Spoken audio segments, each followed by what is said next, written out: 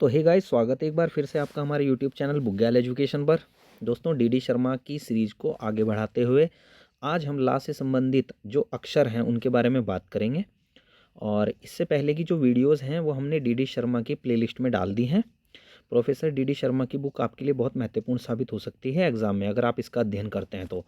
और हमारे short notes के साथ जो ये हमने आपको प्रोवाइड कराए हैं, इनके साथ आप डीडी शर्मा अगर लगा करके पढ़ेंगे तो आपको काफ़ी अच्छा फील होगा और समझ में भी आ जाएगा कि क्या क्या चीज़ें एग्ज़ाम की दृष्टि से इम्पोर्टेंट है और क्या क्या चीज़ें आप छोड़ सकते हैं। तो चलिए शुरू करते हैं ज़्यादा देर ना करते हुए। पहला शब्द है आज का हमारा लकड़कोट। तो लकड़कोट क्या है? लकड़ी से बने आवास जो कि पूरे कुल के बीच में होता था, यह दल सरदार का घर होता था।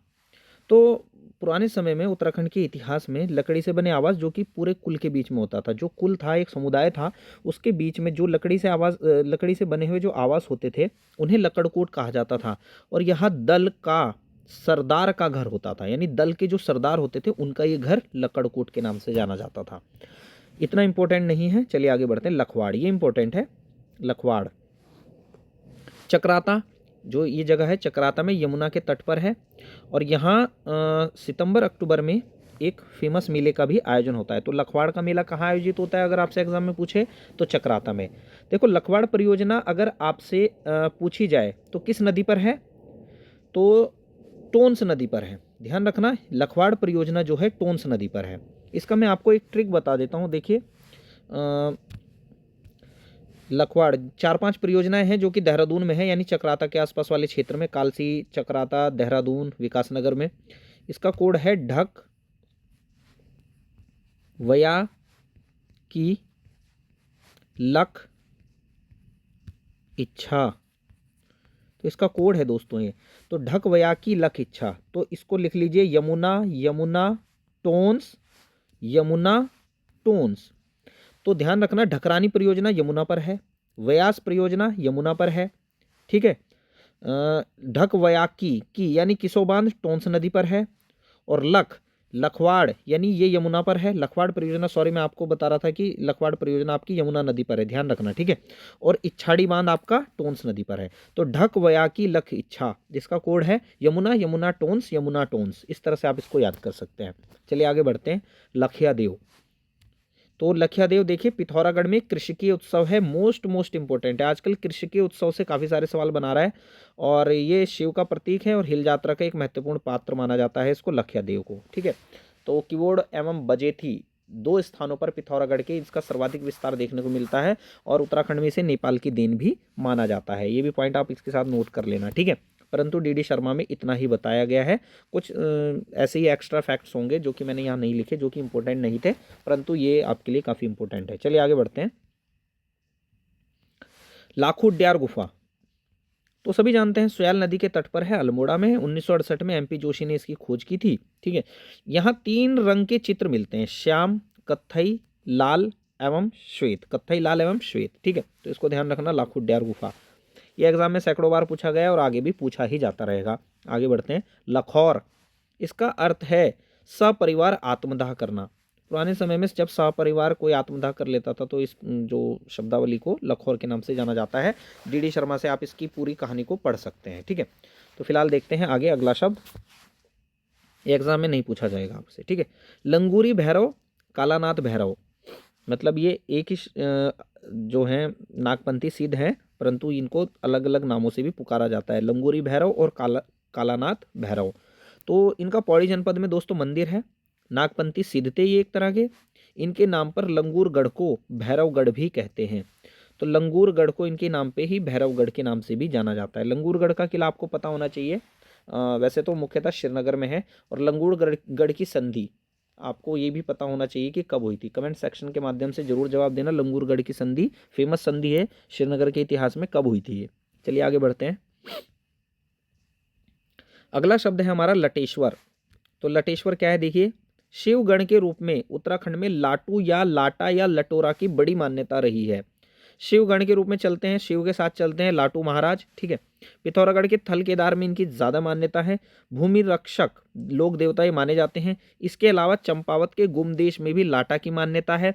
इसे चंपावत में चौमू यानी शिव का गण माना जाता है। तो ध्यान रखना, चौमू किसका उपनाम है? शिव का। कहाँ कहा जाता है? चंपावत में। और इन्हीं का एक गण माना जाता है लटेश्वर। लाटू देवता की जो मान्यता जुड़ती है वो नंदा राज्यात यात्रा से भी जुड़ती है दोस्तों। तो हो सकता है कि आगे आ जाए तो उसके बारे में पढ़ेंगे। फिलहाल ये आप देखते रहिए कि ये भूमि रक्षक लोक देवता के रूप में भी फेमस है। ठीक है, पिथौरागढ़ के थलकेदार में और चंपावत में इनकी मान्यता है। चलिए आगे बढ़ते हैं। अगला शब्द है हमारा लद्युड़ा। तो यह जो स्थान है अल्मोड़ा में धांगली नदी की घाटी में है। गोमती की सहायक नदी है ये। ठीक है, लद्युड़ा जो है ये स्थान अल्मोड़ा में धांगली नदी की घाटी में पड़ता है। अगला शब्द है हमारा लबसी या लपसी। गढ़वाल का भोज्य पदार्थ है ये एक तरह का। ठीक है, लक्ष्मी पो, इसको इंपॉर्टेंट लगा लीजिए लक्ष्मी पो को, अर्थात लक्ष्मी के पद चिन्ह। कुमाऊनी एपण का एक रूप है ये लक्ष्मी पो। तो ध्यान रखना, इसको इंपॉर्टेंट है, पूछा जा सकता है। लक्षेश्वर, तो लक्षेश्वर उत्तरकाशी में एक फेमस देवालय है। इसे लाखेश्वर भी कहा जाता है और लाखामंडल भी इसको कहते थे। अगर आपसे पूछा जाए कि लाखेश्वर या लक्षेश्वर या लाखामंडल मंदिर कहाँ है, तो उत्तरकाशी में अवस्थित एक देवालय है। और लाखामंडल आपको पता है कि देहरादून के चक्राता में भी एक फेमस जगह है, परंतु अगर देवालय पूछेगा तो उत्तरकाशी। आगे बढ़ते हैं। लसूड़ा, देखिए लसूड़ा क्या है? उत्तराखंड में एक प्रकार की भरवा रोटी है। ठीक है, लांग खेलना। अगला शब्द है हमारा लांग खेलना। लांग अर्थात लंबा बांस का डंडा, जिसे भगवान शिव के त्रिशूल का प्रतीक माना जाता है। बादी जाति का एक अनुष्ठान है ये, गढ़वाल में काफी फेमस है। तो लांग खेलना मुख्यतः बादी जनजाति से, ये बादी जाति से संबंधित है। ठीक है, इसको आप ध्यान रखें, भगवान शिव के त्रिशूल का इसको प्रतीक माना जाता है, लंबा बांस का डंडा होता है। ठीक है, आगे बढ़ते हैं, आगे पढ़ते हैं। अगला शब्द है हमारा लाकुड़ावीर।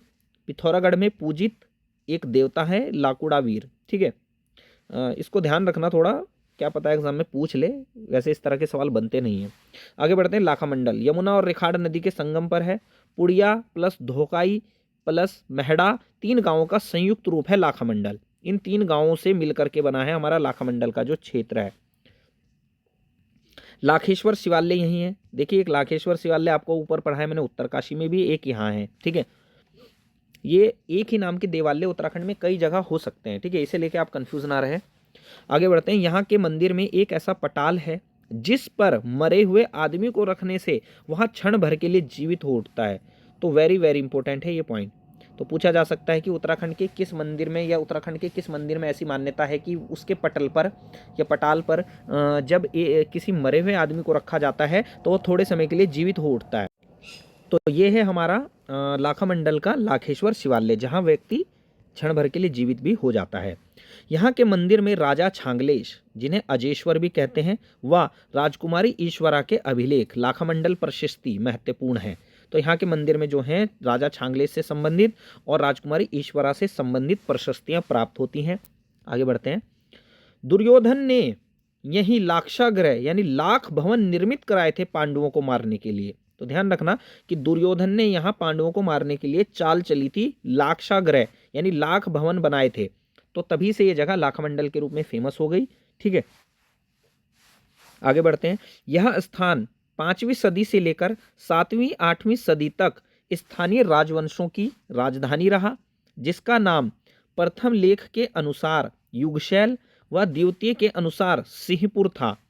तो युगशैल और सिंहपुर के इत्यादि नामों से भी इसको जाना जाता रहा। प्रथम का संबंध योधेय वंश से व द्वितीय का संबंध यदु वंश से था। युगशैल का योधेय वंश से था और सिंहपुर का यदु वंश से था, ये ध्यान रखना। ठीक है, ये जो स्थान है लाखामंडल का, ये प्राचीन समय में इन रूपों में जाना जाता था। राजकुमारी ईश्वरा के अभिलेख के अनुसार वह सिंहपुर के राजा भास्कर वर्मन व रानी जयवंती की पुत्री थी। वह इसका विवाह जालंधर के राजकुमार श्री चंद्रगुप्त से हुआ था। हाथी से गिरने के कारण चंद्रगुप्त की मृत्यु हो गई थी। ठीक है, राजकुमारी ईश्वरा के अभिलेख से ये सारी जानकारी हमें प्राप्त होती है। ठीक है, आगे बढ़ते हैं। यहाँ के सिक्कों व ध्वंसावशेषों से इसका नाम मंडल भी प्राप्त होता है। तो इस जगह को मंडल भी कहते हैं। कहाँ से? सिक्कों से। और यहाँ जो ध्वंस मतलब जो वहाँ के अवशेष बच गए हैं, जो लाख ग्रह बनाए थे दुर्योधन ने पांडवों को मारने के लिए, उनके अब सिर्फ अवशेष शेष रह गए हैं वहाँ पे, तो उनमें इसका नाम मंडल भी मिलता है। आगे बढ़ते हैं, लाखेश्वर। तो चक्राता और लाखामंडल के क्षेत्र में लाखेश्वर है, और लक्षेश्वर महादेव का एक मंदिर आपको मैंने ऊपर बताया था कि उत्तरकाशी जनपद में भी है। ठीक है। लाटा देवता पिथौरागढ़ व चंपावत में मैं ऊपर आपको पढ़ा चुका हूँ। लाटू देवता, देखिए वो लाटा देवता था दोस्तों, उसको जो मैं आप बता रहा था ना कि एक लाटू देवता वहाँ भी, तो ये वेदनी चमोली से संबंधित जो देवता है वो लाटू देवता है। पिथौरागढ़ व चंपावत में लाटा देवता फेमस है। तो लाटू देवता वेदनी बुग्याल चमोली जनपद से इनका नाम जुड़ता है। नंदा राज्यात में भी यह शामिल होते हैं। कुमाऊं में लाटू का एकमात्र मंदिर बल्दिया पिथौरागढ़ में बड़वई में है। इनका मंदिर एकमात्र मंदिर है लाटू का पिथौरागढ़ के बड़वई में। वही जो लाटा देवता हमने पढ़ा है वही लाटू देवता के रूप में भी प्रचलित है। ठीक है। ये देखिए थोड़ा कन्फ्यूजन यहाँ डी शर्मा बार बार करते हैं, लाटा देवता को अलग लिख रहे हैं, लाटू देवता को अलग लिख रहे हैं, फिर यहाँ कह रहे हैं कि इनका लाटू देवता का एकमात्र मंदिर है पिथौरागढ़ के बड़वई में। तो आप इसको एक ही मान के चलिए। ठीक है। यही लाटू देवता वहाँ लाटा देवता के रूप में फेमस है। ठीक है। लाटू देवता को नंदा देवी का धर्म भाई भी कहा जाता है। ठीक है। बाण गांव से लाटू का निशान व छंतोली नंदा देवी यात्रा में शामिल होते हैं। वह इसके दो सहयोगी छोसिंग व बमोसिंग ही उसका पथ प्रदर्शन करते हैं। तो बाण गांव से लाटू देवता नंदा राज्यात यात्रा में शामिल होते हैं। ठीक है। तो दोस्तों आज के लिए इस वीडियो में इतना ही। ठीक है। तो देखिए ला से संबंधित अक्षरों का पहला पार्ट मैंने आपको आज पढ़ा दिया है, और ला से संबंधित अक्षर का दूसरा पार्ट आपके लिए कल अपलोड कर दिया जाएगा चैनल पर। दोस्तों मेरी आपसे हाथ जोड़ करके रिक्वेस्ट है कि हमारे चैनल को ज़्यादा से ज़्यादा सब्सक्राइब, शेयर, लाइक, कमेंट करना ना भूलें। दोस्तों देखिए आपके मोटिवेशन से ही, आपके हम सहयोग और प्यार से ही हमारा ये चैनल आगे बढ़ेगा, और हम मेहनत भी कर रहे हैं आप लोगों के साथ में। देखिए नोट्स बना करके उसको पढ़ाना इतना आसान नहीं होता है। ठीक है दोस्तों, आपके लिए नोट्स बनाए हैं शॉर्ट रूप में ताकि आपको दिक्कत ना हो, क्योंकि विगत कई परीक्षाओं से मैं देख रहा हूँ कि डी शर्मा से संबंधित बहुत सारे सवाल एग्जाम में पूछे जा रहे हैं। तो दोस्तों ये इतना आसान कार्य भी नहीं है। ठीक है। मैं ऑलरेडी जॉब पर हूँ, तो ये मेरे लिए बहुत मुश्किल कार्य होता है कि मैं आप लोगों के लिए समय निकाल करके वीडियो बना रहा हूँ। तो मुझे आपके सहयोग का बहुत बहुत अभिलाषी हूँ मैं। तो मेरे चैनल को ज़्यादा से ज़्यादा शेयर करें, फॉरवर्ड करें, लाइक सब्सक्राइब कराना ना भूलें, अपने परिचितों से भी, अपने चहेतों से भी, और स्वयं भी आप मेरी वीडियोस को पूरा देखें, आपके बहुत काम आएगी एग्ज़ाम में। तो ठीक है दोस्तों, धन्यवाद।